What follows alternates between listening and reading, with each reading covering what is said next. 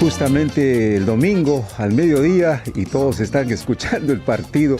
Es una gráfica que te hace Juan Luis Guerra en esta canción Niágara en bicicleta, pero que de verdad refleja una realidad que muchas veces pasa. Pero cuando hay una atención eficiente hay que celebrar la participación del personal médico, del personal de salud, pero detrás de ellos hay investigaciones de muchos años, de gente especialista dedicada a la ciencia y demostrar por qué. Y por ello vamos a hablar del Instituto Nacional de Salud que cumple 130 años. Vamos a primero escuchar esta cápsula informativa y luego con nuestro invitado. Hoy el doctor César Cabezas Sánchez, médico cirujano especialista en enfermedades infecciosas y tropicales del Instituto Nacional de Salud.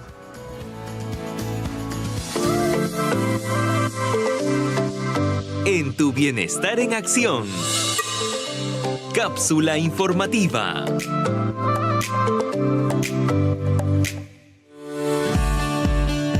Investigación, innovación, vigilancia y evidencia científica son los pilares con los que el INS fortalece las decisiones sanitarias del país y celebra 13 décadas al servicio de todos los peruanos. Desde hace 130 años, el Instituto Nacional de Salud transforma la investigación científica en decisiones que salvan vidas. Sus laboratorios detectan enfermedades emergentes, sus investigaciones orientan las políticas públicas, sus innovaciones fortalecen el sistema de salud y su evidencia científica permite responder a los principales desafíos sanitarios que enfrenta el Perú. Con el lema INS 130 años de ciencia y evidencia al servicio de la salud del Perú, la institución conmemora un nuevo aniversario, reafirmando una misión que ha acompañado su historia desde 1896, poniendo el conocimiento científico al servicio de la población y contribuyendo al cierre de brechas e inequidad en la salud.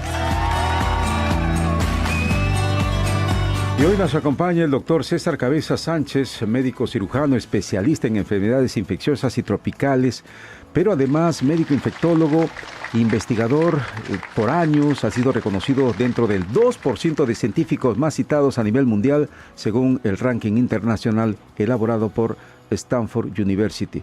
Bueno, es un honor que esté con nosotros aquí en Tu Bienestar en Acción, doctor, a propósito del aniversario 130 del Instituto Nacional de Salud. Bienvenido. Muchas gracias por la invitación.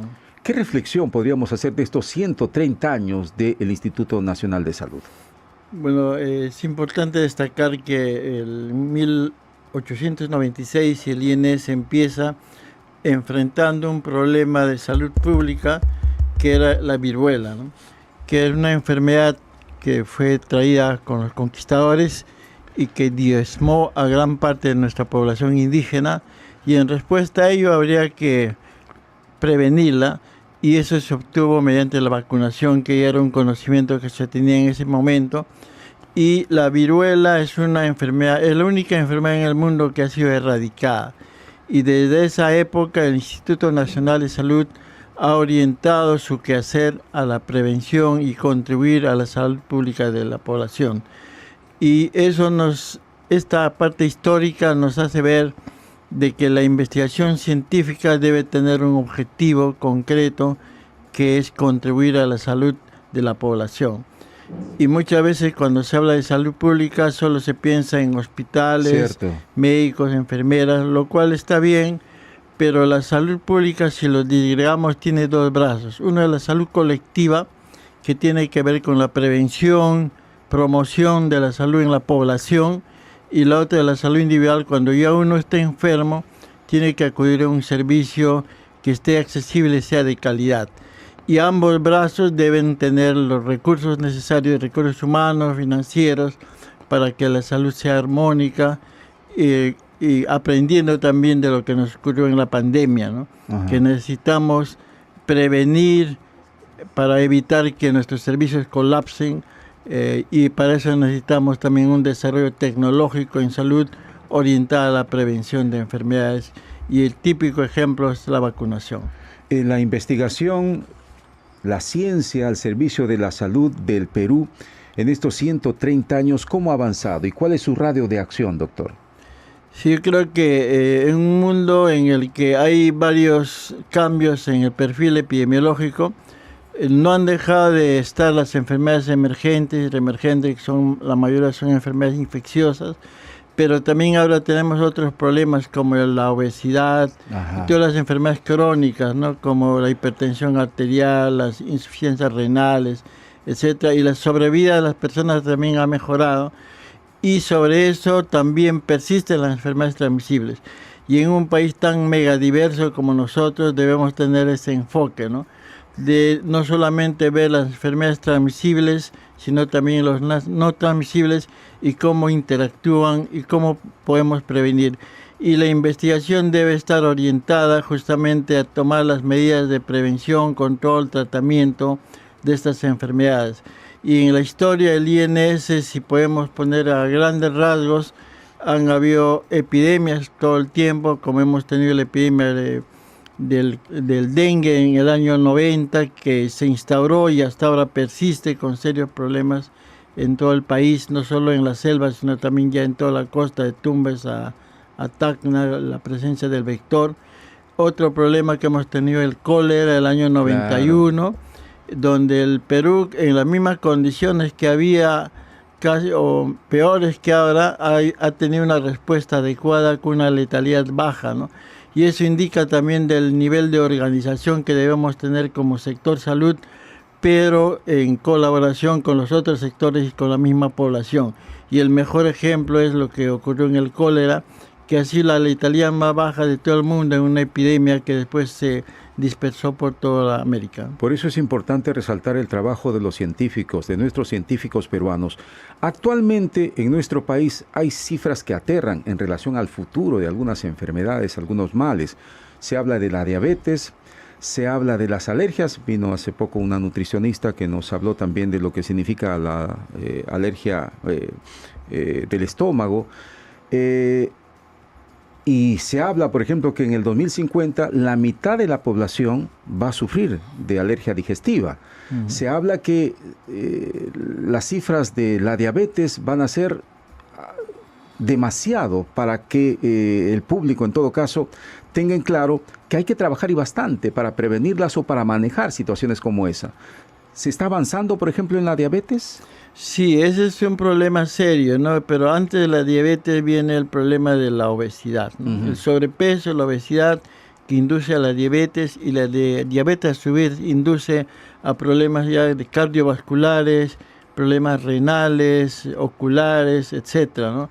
En último estudio que justamente en el INS se ha hecho una encuesta sobre la diabetes, se encontró el 13% en la población de diabetes, la prevalencia de este aumento de la glucosa, y lo que llama más la atención es la mitad de esa población no sabe que tiene diabetes, ¿no? Increíble. La mitad sabe, otros no saben. Lo mismo ocurre con la hipertensión arterial, ¿no? Cuando ya las personas tienen algún problema, acuden a un servicio, pero mientras no tengan manifestaciones clínicas no acuden, pero ya son hipertensos. Entonces por eso es importante la prevención, ¿no? Y que esto debe ser a nivel individual y también es responsabilidad de cada uno de nosotros, así como de los servicios y el sector salud. ¿Se fomenta la investigación bajo su criterio, doctor, en alumnos, en médicos? O sea, ¿son bien reconocidos como para que ellos digan, me voy a dedicar a la investigación? Sí, creo que es importante motivar, ¿no? Y claro, si una persona elige una profesión de salud como ser médico, enfermera, es porque tiene esa voluntad de servicio a los demás, ¿no? Y si a eso se agrega que alguien a través de su investigación y generación de evidencia puede contribuir a mejorar la salud, un poco ese es el ideal que tiene un estudiante cuando ingresa, y hay que aprovechar eso, ¿no? Claro, no todos van a dedicarse a la investigación, pero con que haya gente que sí se dedique a ello, es importante esa estimulación. Y el Instituto Nacional de Salud lo que ha desarrollado el año pasado es determinar las prioridades de investigación. Ajá. Porque los recursos tampoco son muchos como para dedicarse a la investigación, y esos recursos que hay que orientarlos adecuadamente según las prioridades sanitarias que tiene el país, y según eso también trabajar en forma colaborativa, ¿no? Porque el instituto solo tampoco puede hacerlo todo.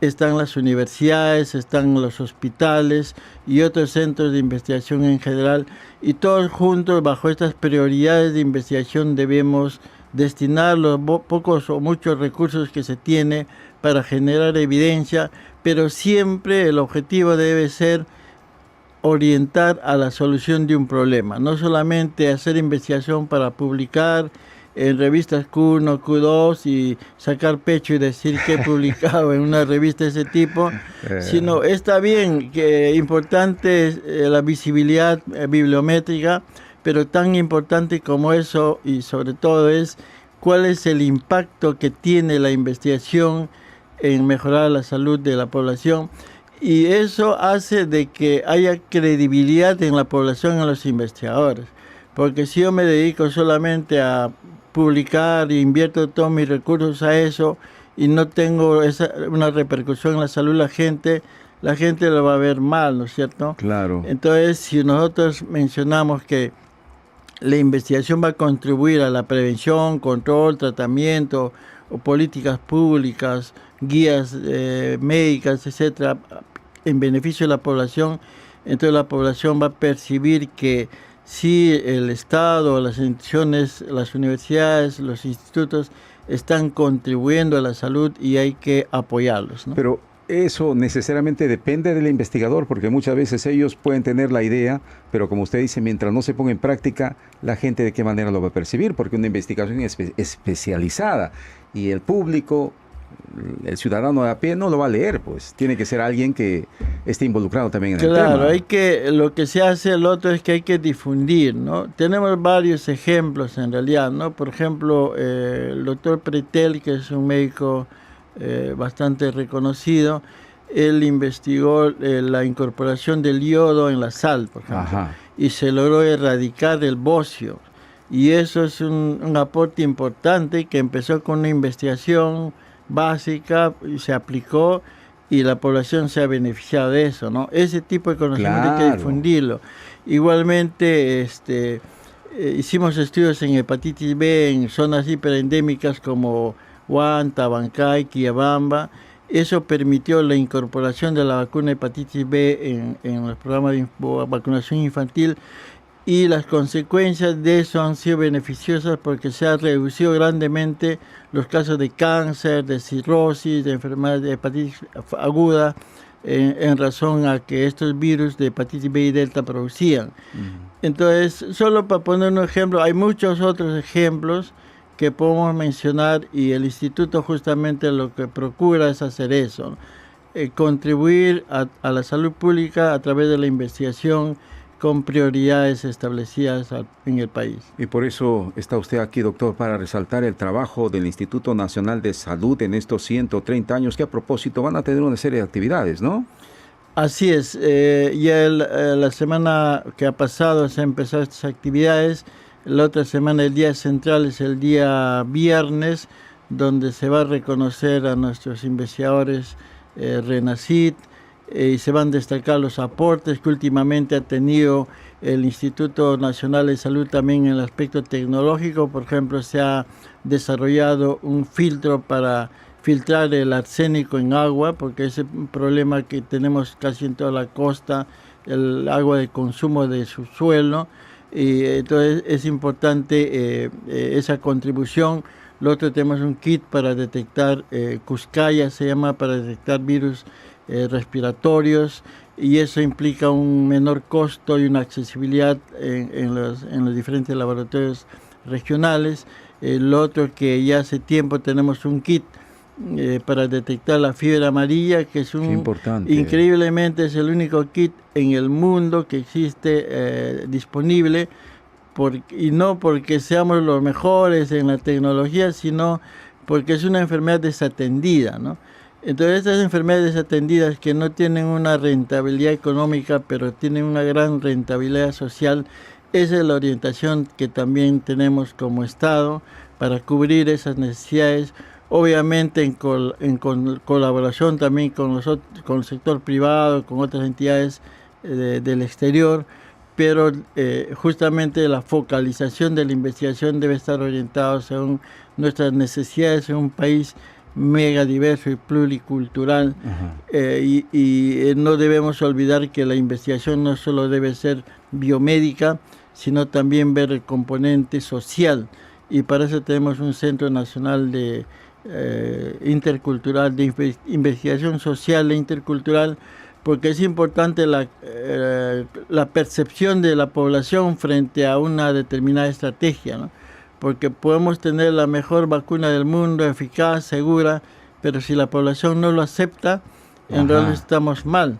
Entonces es importante saber cuál es la percepción de la población, y nosotros en realidad somos como varias naciones, es cierto, ¿no? Y somos culturas diferentes, y no debemos tratar de predominar unas sobre las otras, sino cómo convivir, como decía Arguedas, en un país de todas las sangres, ¿no?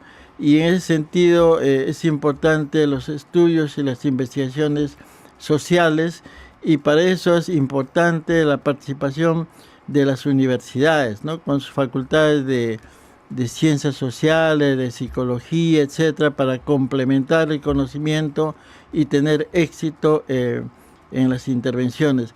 En ese sentido también el Instituto ha desarrollado ya convenios con varias universidades de las regiones, en la que es un convenio tripartito entre el INS, la región de salud y la Universidad Nacional de las Regiones, y esto va a permitir justamente hacer investigaciones según las realidades regionales y que tengan una respuesta pues más pertinente a los problemas sanitarios que tiene cada región, tanto en enfermedades transmisibles como en no transmisibles. Qué importante es la comunicación y la manera de llegar al público. Radio Nacional, por ejemplo, y por eso nos hace el alto honor de estar con nosotros, llega a todo el Perú.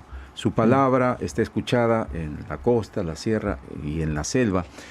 Y tenemos programas también en quechua, en aymara, en ashánica. O sea, tratamos, que creo yo debe ser el perfil de todo comunicador, saber que está llegando a esta clase de público, y de los medios públicos, de los entes de salud también, saber que están llegando a una diversidad de gente que tiene que hacerse entender, pero ya de una manera más cercana, y no como lo que se estaba haciendo hasta el momento. Sí, de acuerdo. El tema idiomático es importante. En ese sentido también el INS ha desarrollado aplicativos.